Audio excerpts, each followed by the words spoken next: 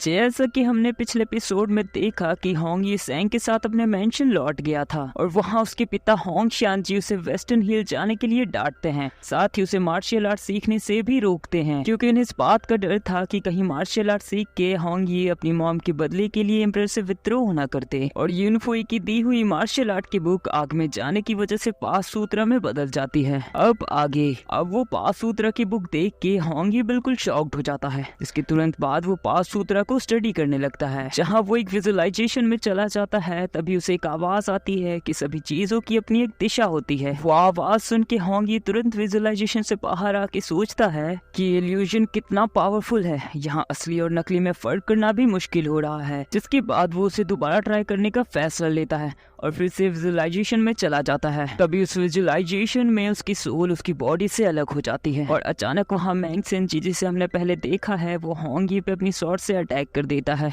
जिसे डिफेंड करके होंग ये उसे पीछे पुश कर देता है। तो मैंग सेंजी ऊपर जाके अपने डुप्लीकेट सोल से होंग ये को कंफ्यूज करने की कोशिश करता है। तो होंग ये भी अपनी स्वॉर्ड निकाल के उसकी वेव इफेक्ट से सभी को डिस्ट्रॉय कर देता है और अपनी स्वॉर्ड के थंडर पावर से मैंग सेंजी पे हिट करता है, जिसे वो शील्ड बना के रोक लेता है और तेजी में होंगी पे अटैक करने को बढ़ता है और अपनी ह्यूज पंच वेव को होंगी की तरफ छोड़ देता है। और होंगी को पंच लगते ही वो इल्यूजन से बाहर आ जाता है और वो सोचता है कि ये तो सेम वैसा ही विजुअलाइजेशन है जैसा मैंने पहले भी किया है। और अब वो अपनी सोल को बॉडी से अलग कर लेता है और फैसला लेता है कि वो सेंग को अभी पास सूत्रा के बारे में कुछ भी नहीं बताएगा क्योंकि वो अभी बच्ची है। अब होंगी अपनी सोल के रूप में सब कुछ देखने के लिए निकलता है, जहाँ वो होंगुई की भी बातें सुनता है जिसमें वो होंगी की ही बुराई कर रहा था। जिसके बाद वो अपनी कजन सिस्टर के पास आता है, जहाँ वो टेबल पे पड़ी डीमन बोन फिस्ट की बुक रखी देखता है, जिसका जिक्र बाइजुई ने पिछले एपिसोड में किया था और उसकी कजन उसी बुक से प्रैक्टिस कर रही थी। जिसके बाद वो देखता है कि दो लोग चोरी छुपे उसके घर में घुस रहे हैं और वो होंग शियांजी के कमरे की तरफ ही बढ़ रहे हैं। तभी होंग शियांजी अपने ऑरा पावर से उन्हें दूर पुश कर देता है। होंग शियांजी कहता है कि तुम्हारी हिम्मत कैसे हुई मेरे मेंशन में आने की। वो लोग अपनी स्वॉर्ड होंग शियांजी की तरफ फेंकते हुए कहते हैं कि हम तुम्हारी जान लेने आए हैं, जिसे होंग शियांजी अपनी 2 उंगलियों की पावर से रोकते हुए कहता है कि तुम 2 लोग मिलकर मुझे मारने आए हो। और वो उन दोनों की स्वॉर्ड उन्हीं पे थ्रो कर देता है, जिससे वो दोनों स्वॉर्ड के साथ साथ दीवार पे लटक जाते हैं। होंग शियांजी कहता है कि तुम्हारी गलती सिर्फ इतनी है कि तुम सिर्फ 2 बंदे मिलकर मुझे मारने आए। तो वो बंदा कहता है कि तुम चिंता मत करो, बाई फैमिली के बाइजुई यूजिंग सिटी पहुंचने ही वाले हैं तुमसे बदला लेने के लिए। और ये कहते ही वो अपने सोल के साथ वहां से भागने लगता है,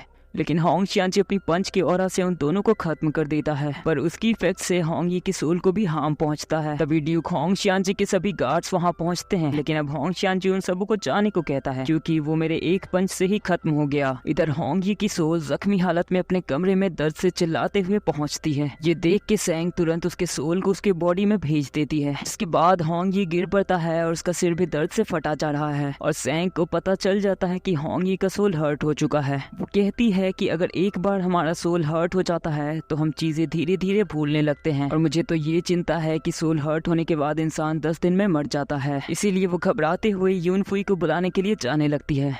तो होंगी उसे रोक के कहता है कि अभी तुम्हारा बाहर जाना खतरे से खाली नहीं है, इसलिए पहले मुझे खुद को ठीक करने का ट्राई करने दो। अगर तब भी कुछ नहीं हुआ तो तुम कल सुबह यूनफुई को खबर पहुंचा देना। जिसके बाद वो पास सूत्रा को स्टडी करने लगता है। तभी उसे एक यूनिक पावर रेज होती है जो कि होंगी की सोल में समा जाती है, जिससे उसकी सोल पूरी तरह रिकवर हो जाती है। ये देख के सेंग भी शॉक हो जाती है कि होंगी इतनी जल्दी कैसे रिकवर हो गया। होंगी कहता है कि ये सब इस बुक की वजह से हुआ क्योंकि इस बुक में सभी राज छुपे हुए हैं और अब वो सोचता है कि आज शाम को मैं छुप के tiger demon bone fist study करूंगा। और शाम होने पे होंगी अपनी कजन सिस्टर को देख के वो मूव मेमोराइज कर लेता है। और क्योंकि इधर सेंग को अकेले बाहर जाना अलाउ नहीं था, इसलिए वो घर बैठे बैठे बोर हो रही थी। तो होंगी उसे घुमाने के लिए मार्केट ले आया था, जहाँ सेंग की लालच 4 गुना बढ़ जाती है अपने चारों तरफ इतने सारे खाने की वैरायटी को देख के। तो होंगी उसे कैंडी लेके दे देता है। जिसके बाद वो लोग अब आर्मरी स्टोर आते हैं। तो सेल्समैन होंगी को एक बाव दिखाता है, लेकिन वो बाव होंगी को बहुत ही नाजुक सी लगती है, इसलिए वो उसे रिटर्न कर देता है। और वो सेल्समैन से 6 किलो वजन वाला बाव मांगता है, जो कि देखने में उसे काफी अच्छा लगता है, इसलिए वो उसे फाइनल कर देता है। और अब वो शॉट देखने के लिए ऊपर ही जा रहा होता है, तभी उसे चेनियंसा की आवाज सुनाई देती है, जो कि सेल्समैन से ब्लड स्ट्रिप स्टील शॉट की अवेलेबिलिटी पूछ रही थी। तभी होंगी उसे वेस्टर्न हिल में जो उसने जान बचाई उसके लिए थैंक्स करता है। तभी चेनियंसा को होंगी के गले में वो पेंडेंट दिखता है जो उसने उसे बचपन में दिया था, जिसे देख के वो सोचती है कि ये अब तक इसके पास है। चेन यिन से कहती है कि लगता है कि वेस्टर्न हिल ट्रिप में ये बिल्ली तुम्हारी दोस्त बन गई है। तो होंगी सोचता है कि वो सैंग की परछाई देख सकती है जो कि होंगी के अलावा किसी को भी विजिबल नहीं था। तो होंगी समझ जाता है कि इसके अंदर जरूर कुछ सीक्रेट पावर्स हैं, इसलिए मुझे सावधान रहना होगा। चेन यिन से कहती है कि इस शॉप को यूजिंग सिटी का बेस्ट शॉप माना गया है, लेकिन यहाँ तो एक ब्लड स्टीपल स्टील स्वॉर्ड भी नहीं है। होंगी उसे बताता है कि ऐसी स्वॉर्ड अल्केमी फर्नेस में बनती है, इसलिए वो आपको वहाँ मिल जाएगी। चेन यिन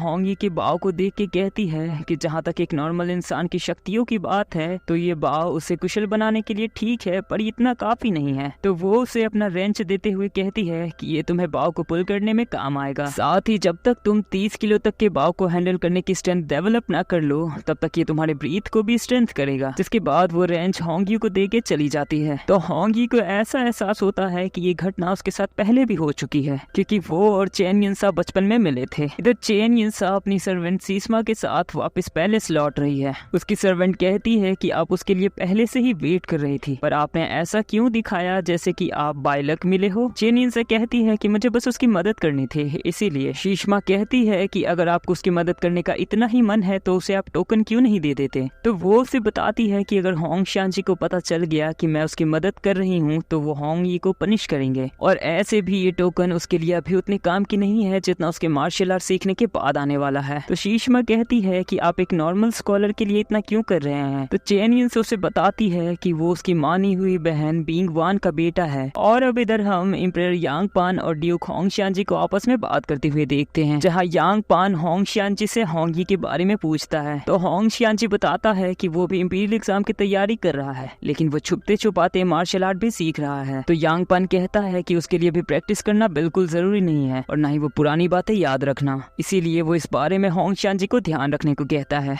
और वो होंग शांजी को लालच देता है कि वो आगे चल के होंग यी को एक बड़ा लीडर बनाएगा। जिसके बाद वो एक पोर्टल ओपन करता है, जिससे वो दोनों उसी डिजर्ट में आ जाते हैं जहाँ उनकी दूसरी वर्ल्ड जाने की शिप बन रही है। यांग पान कहता है कि नेचर आर्क शिप ऑलमोस्ट तैयार हो गई है, बस पाई स्क्रिप्चर की मदद से ये पूरा हो जाएगा। और इंटरनल किंगडम भी अब गिर चुका है, लेकिन डार्क स्टार अभी तक पूरा नहीं हुआ। और नेचर आर्क ही एक ऐसी चीज है जो हमें दूसरे वर्ल्ड ले जा सकेगी। होंग शांजी उसे तसल्ली देते हुए कहता है कि सब कुछ ठीक होगा। यांग पान कहता है कि मुझे उस अलौकिक शक्तियों का डर है जो कि जल्दी ही इस वर्ल्ड को तबाह कर देगी, और वो हमें ज्यादा टाइम भी नहीं देने वाली है। यांग पान के इतना कहते ही ये पार्ट यहीं पे खत्म होता है। मिलते हैं जल्दी ही नेक्स्ट पार्ट में। अगर वीडियो पसंद आई होगी तो वीडियो को लाइक करके चैनल को सब्सक्राइब जरूर कर देना और कमेंट में अपना ओपिनियन भी जरूर बताना।